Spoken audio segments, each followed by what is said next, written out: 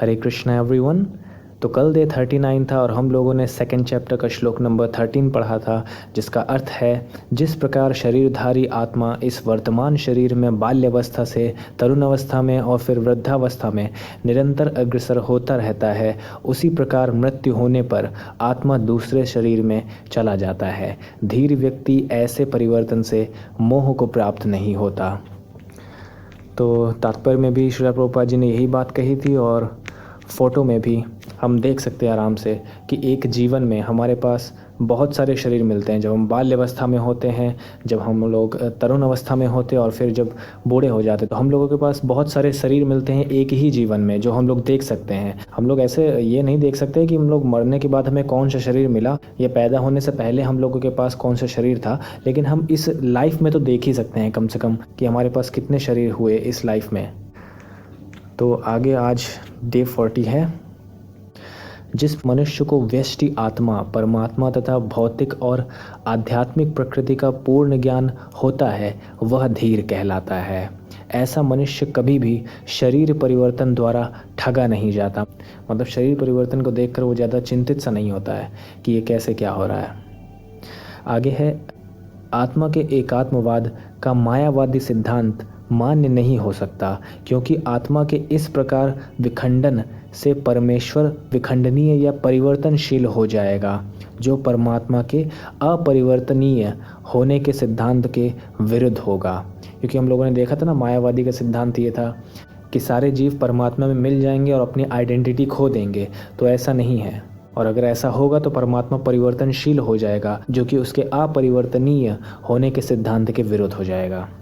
गीता में पुष्टि हुई है कि परमात्मा के खंडों का शाश्वत सनातन अस्तित्व है। जीवों की बात हो रही है यहाँ पे, जिन्हें शर कहा जाता है, अर्थात उसमें भौतिक प्रकृति में गिरने की प्रवृत्ति होती है।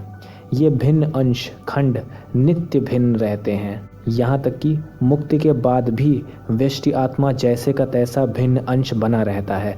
मतलब कि हम लोगों की जो इंडिविजुअलिटी है, हम लोग अगर मटेरियल वर्ल्ड से लिबरेट होकर के स्पिरिचुअल वर्ल्ड में भी जाएंगे तो भी हम लोगों का इंडिविजुअलिटी मेंटेन रहेगा। किंतु एक बार मुक्त होने पर वह श्री भगवान के साथ सच्चिदानंद रूप में रहता है। परमात्मा पर प्रतिबिंबवाद का सिद्धांत व्यवहित किया जा सकता है। मतलब theory of reflection can be applied to the super soul, जो प्रत्यक्ष शरीर में विद्यमान रहता है। मतलब श्रील प्रभुपाद जी यहाँ पर एक एग्जाम्पल देने जा रहे हैं, रिफ्लेक्शन का एग्जाम्पल। वह व्यष्टि जीव से भिन्न होता है। जब आकाश का प्रतिबिंब जल में पड़ता है तो प्रतिबिंब में सूर्य, चंद्र तथा तारे सभी कुछ रहते हैं।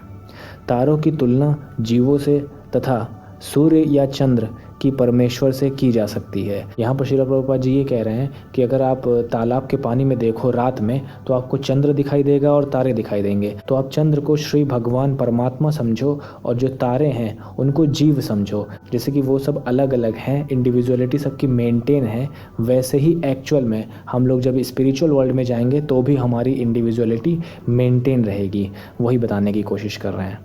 व्यष्टि अंश आत्मा को अर्जुन के रूप में और परमात्मा को श्री भगवान के रूप में प्रदर्शित किया जाता है। जैसे कि चतुर्थ अध्याय के प्रारंभ में स्पष्ट है, वे एक ही स्तर पर नहीं होते। यदि अर्जुन कृष्ण के समान स्तर पर हो और कृष्ण अर्जुन से श्रेष्ठतर ना हो, तो उनमें उपदेशक तथा उपदिष्ट का संबंध अर्थहीन होगा। यदि ये दोनों माया द्वारा मोहित होते हैं तो एक को उपदेशक तथा दूसरे को उपदिष्ट होने की कोई आवश्यकता नहीं है। ऐसा उपदेश व्यर्थ होगा, क्योंकि माया के चंगुल में रहकर कोई भी प्रामाणिक उपदेशक नहीं बन सकता। ऐसी परिस्थितियों में यह मान लिया जाता है कि भगवान कृष्ण परमेश्वर हैं, जो पद में माया द्वारा विस्मृत अर्जुन रूपी जीव से श्रेष्ठ हैं। तो श्लोक नंबर 13 का तात्पर्य इस तरह पूरा हुआ। और अच्छी संगत करो, श्री कृष्ण जी का नाम लो या अपने भगवान का नाम लो, चैंट करो, हैप्पी रहो, chant and be happy. Hare Krishna. Thank you.